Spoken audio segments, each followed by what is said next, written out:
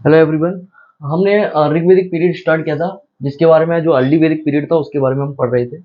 हमने पॉलिटी खत्म किया था कि जो पॉलिटिकल ऑर्गेनाइजेशन था उस टाइम पे, पॉलिटिकल स्ट्रक्चर था वो कैसा था। आगे हम बात करते हैं कि जो वहाँ की सोसाइटी थी वो कैसे एग्जिस्ट करती थी उस टाइम पे। जो आपका अर्ली ऋग्वेदिक पीरियड है उसमें सोसाइटी कैसे एग्जिस्ट करती थी। तो पहले बात करें, सेमी नोमैडिक थे एंड ट्राइबल सोसाइटी थी। मतलब कि ये इनका एक जगह पे सेटलमेंट नहीं रहा करता था। ये जहाँ पर इनको रिसोर्सेस मिलती ये वहां से दूसरी तरफ जाना जाया करते थे अपने साथ एनिमल्स को लेके। Social division based on labour and gender, not rigid and hereditary. जो सोशल डिवीजन था, सोशल डिवीजन लेबर के ऊपर था। ऐसा नहीं था, कास्टिज्म डिवाइड नहीं हुआ था इस टाइम पे।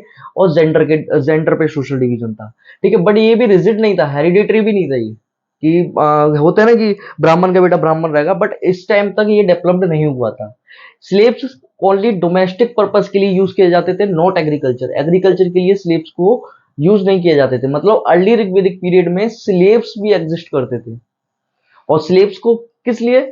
सिर्फ domestic purpose, not for agriculture. Agriculture practice के लिए स्लेव्स को यूज नहीं किया जाता था। आर्यन ट्राइब्स है, जो ट्राइबल सोसाइटी है, जो मिल के एक सेटलमेंट बनाया उन्होंने ट्राइबल्स को, उनको क्या कहते थे? जनास कहते थे। मैंने आपको बताया था जो फैमिलीज होती हैं, फैमिलीज मिलके क्या बनाती है? कुल बनाती हैं। ठीक है, कुल मिलके क्या बनाते हैं? ग्राम बनाते हैं। तो आपका जो ग्रह कुल है, जो जो बेसिस है सोशल एंड पॉलिटिकल ऑर्गेनाइजेशन का, तो जो कुल है वो बेसिस है सोशल एंड पॉलिटिकल ऑर्गेनाइजेशन का। सोसाइटी की बात करें तो वो पैट्रीलिनियन है। पैट्रीलिनियल का मतलब है कि वो अपने पेरेंट्स से सरनेम लेके चल रही है, तो वो पैट्रीलिनियल है। पेट्रियार्कल पेट्रियार्कल सोसाइटी थी, मेल डोमिनेटेड सोसाइटी थी, बट यहाँ पे वुमेन्स की कंडीशन खराब नहीं थी। वुमेन्स को भी इक्वल पार्टिसिपेशन था। हमने देखा था जो सभा समिति थी उसमें भी पार्टिसिपेशन था, बट यहाँ पे वुमेन्स की कंडीशन खराब नहीं है, बट सोसाइटी पेट्रियार्कल और patrilineal. Society not divide into caste lines. Society को कास्ट लाइन्स में डिवाइड नहीं किया गया था। अर्ली ऋग्वेदिक पीरियड्स में कास्टिज्म आया ही नहीं था। वो तो लेटर वैदिक पीरियड में कास्टिज्म आया था, जब आपका जो फोर वर्ल्ड वन जो फोर आपका फोल्ड वन सिस्टम आ जाता है 10 मंडलास में। जो 10th मंडलास था ऋग्वेदिक का, वहां से आता है पुरुषुक्ता से। जो पुरुषुक्ता से यहां से आपका कास्टिज्म डिवाइड होता है। बट जो अर्ली ऋग्वेदिक पीरियड था, अर्ली ऋग्वेदिक पीरियड में कोई भी कास्टिज्म नहीं था। जो वहां पे डिस्क्रिमिनेशन होता था वो लेबर्स एंड उसके जेंडर के ऊपर भी हुआ करता था। वर्ण और कलर, वर्ण और कलर को लेके भी डिस्क्रिमिनेशन थे। कैसे? जैसे कि जो लोग आर्यंस हैं, जो आके सेटल्ड हुए हैं, वो अपने आप को दासास बोलते थे, वैदिक पीपल बोलते थे। वो वैदिक पीपल बोलते थे दासास।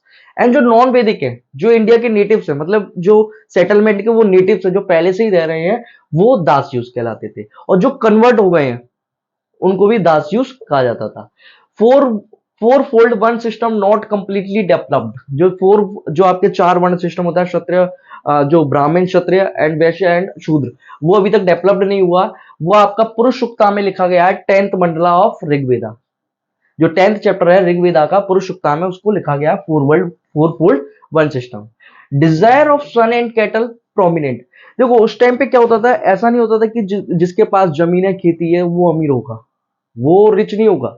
जिसके पास कैटल है, गाय सबसे ज्यादा है, वो उस टाइम पे अमीर कहलाता था।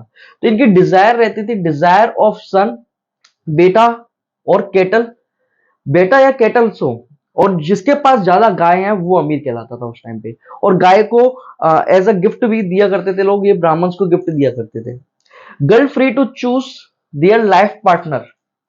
गर्ल को पूरे पूरे राइट्स थे कि वो अपने लाइफ पार्टनर को चूज कर सकता। अर्ली ऋग्वेदिक पीरियड्स में, लेटर भी जैसे हम लेटर वैदिक पीरियड में जाएंगे, ये डिक्लाइन करते हैं कि इतनी गर्ल्स को फ्रीडम नहीं दी गई है लेटर वैदिक पीरियड में। न्योग मैरिज, जो न्योग मैरिज होती है वो भी प्रेवलेंट करती थी। इसमें क्या होता है? स्पेशल विडो रीमैरिज होती है। ठीक है। Monogamy was prevalent. जो मोनोगेमी होती है, मतलब आपकी married to only one person, एक ही इंसान से आपकी शादी होगी, वो मोनोगेमी होती है। वो प्रेवलेंट करती थी उस टाइम पे, मोनोगेमी भी एग्जिस्ट करती थी। जो पॉलीगेमी है, पॉलीगेमी रॉयल फैमिली में एग्जिस्ट करती थी, जिसमें एक से ज्यादा वाइफ होती है। वो रॉयल फैमिलीज होती है, मोर देन वन वाइफ। ठीक है, ये आपका पॉलीगेमी है। चाइल्ड मैरिज, चाइल्ड मैरिज है आपका पर्दा सिस्टम एंड सती, ये एब्सेंट था आपका अर्ली ऋग्वेदिक पीरियड में। चाइल्ड मैरिज, पर्दा सिस्टम एंड सती, ये आपका जो आपके केसेस थे थेफ्ट के एंड बर्गलरी के, वो भी रिपोर्ट किए जाते थे इस टाइम पर। अर्ली ऋग्वेदिक पीरियड में थेफ्ट, चोरी भी बहुत सारी की जाती थी। गाय गाय भैंसों को चुरा लिया जाता था, कैटल्स को चुरा लिया जाता था। ठीक है, gambling and chariot race prevalent करता था, बहुत फेमस था गैम्बलिंग। गैम्बलिंग हुआ आपका, चैरियट रेस हो गया। ठीक है, इसके बाद जो लेटर वैदिक पीरियड आता है, लेटर वैदिक पीरियड ही आपका वो क्या कहते हैं उसको, महाभारत वाला पीरियड कहलाता है। जो ड्रिंक है, ड्रिंक आपकी सोमा एंड सुर, दो टाइप की ड्रिंक थी, एक सोमा एंड सुरा।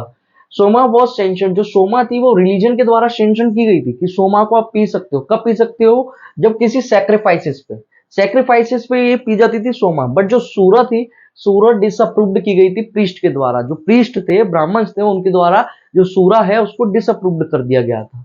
गेम्स एंड अम्यूजमेंट की बात करें तो चैरियट रेसिंग बहुत फेमस था उस टाइम पे। चैरियट रेसिंग बहुत ज्यादा फेमस था। हॉर्स रेसिंग एंड डाइसिंग भी ये लोग किया करते थे। मतलब हॉर्स रेसिंग होता है ना, वो भी ये लोग अपने एंजॉय के लिए किया करते थे। डाइसिंग भी। इंटरेस्टेड इन म्यूजिक, म्यूजिक में भी इनको इंटरेस्ट था पूरा पूरा। Both vocal and instrumental, vocal भी और इंस्ट्रूमेंटल भी। इंस्ट्रूमेंट जो उस टाइम पे इंस्ट्रूमेंट्स थे वो ड्रम्स थे, फ्लूट थे, ल्यूट एंड वीणा। चार तरीके के आपके इंस्ट्रूमेंट्स थे, drums, flute and Veena. Interested in dancing, देखो जो वुमेन्स थी वो तो डांस करती थी। बट यहाँ पे माना जाता है कि मैन थे वो भी डांस किया करते थे। Probably man also dance. तो ये रहा आपका सोसाइटी और गेम्स और अम्यूजमेंट के बारे में।